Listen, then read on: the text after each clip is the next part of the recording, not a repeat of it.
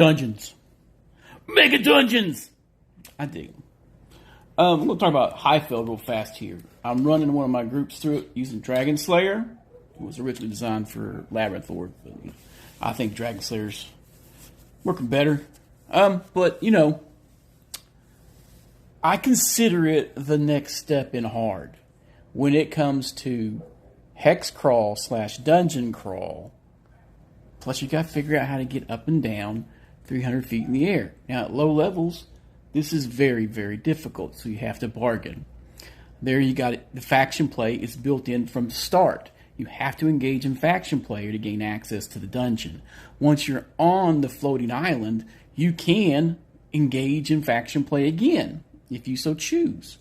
There are other groups of adventurers who are after the loot, just like you are. It's getting to be a standard in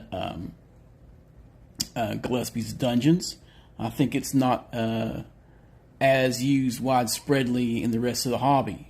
They were listed as Wandering Encounters in a lot of the OTSR stuff, but I don't think they were ever listed as being a dangerous, very dangerous opponent that you would have to engage with.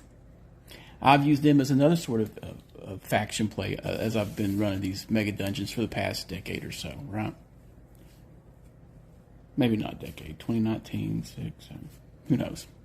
Since I started getting back in the hobby and playing as a perpetual DM a lot. It is a hex crawl finding HIGHFELL, and then when you're up there, it is a mini hex crawl because the 300-foot hexes are so overgrown and broken terrain that it is 1 hour per 300 foot on foot.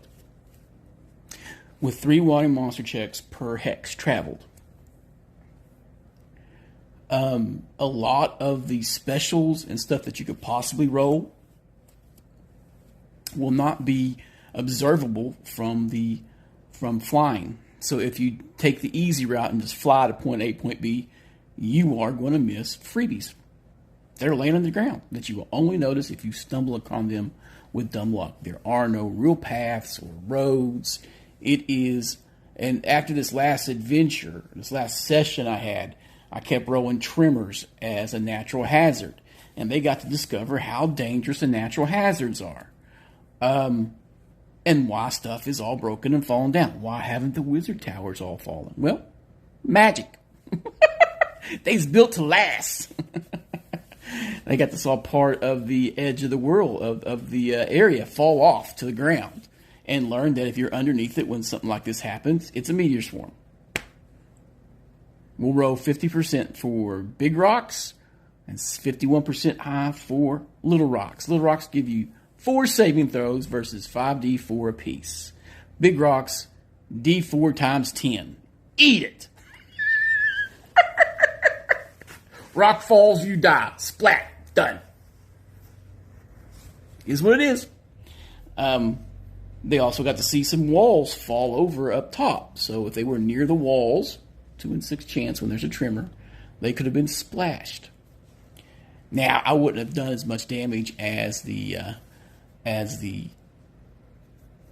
falling rocks from the top all the way up in the air, but it would have been devastating.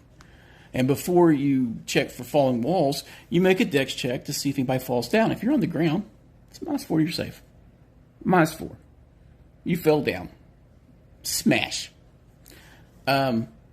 So you rely upon items to get up there for low level for the things. As you adventure, you could eventually get more and more items where you don't need to rely on that faction down below, but then you won't get as the sweet deals for being contracted. There's pluses and minuses, right? So far, I dig it, but it is a combination of hex crawl / dungeon crawl. The general rule for not staying in the dungeon, if you get on it and it moves, because it phases and teleports around, then you could get stuck on it and be involuntarily staying in the dungeon. But where it's half wilderness, half dungeon, you can find a place to hole up to or set a camp up outside and hope you don't get murdered. Yeah, but I think it is a fusion of all the above. You have factions, you have hex crawl, and you have dungeon crawl. So one of the more well-rounded, I think it's hard mode. I think as compared to a lot of the other mega dungeons out there, HIGHFELL is hard mode. Due to the difficulty to access the dungeon in the area. Once you're up there, there's so much more going on. And you don't know what you're getting into. Very much like Barrel Maze. There's no level warnings in front of these towers. You could stumble into a tower. It's made for 8 to 12 in your first level. And you got in there by some miracle, or you just decided we're going to land on the top. Then this group at first and second level landed on the top and went toe-to-toe with a Wyvern. They got lucky. I rolled single digits left and right for the Wyvern, so it didn't chomp or hit anybody with that stinger, and they rolled very well, doing massive amounts of damage very quickly. And they triumphed. Therefore, they got all the loot. I think only 1 or 2 people actually leveled. 2 people out of a party of 5 leveled, which is good. I got one player going on hiatus for 2 weeks, and he'll be back. But the group is 7 people. We have 2 people who won't be able to make it for the next few weeks. So it's a group of 5, and in 3 sessions, I'll add at least 1 back, maybe 2. More than I'm used to dealing with. 5 will be easier for me to run, actually. So they might get a lot done, unless they do something weird. You never know. But HIGHFELL, highly recommend. Give it a shot.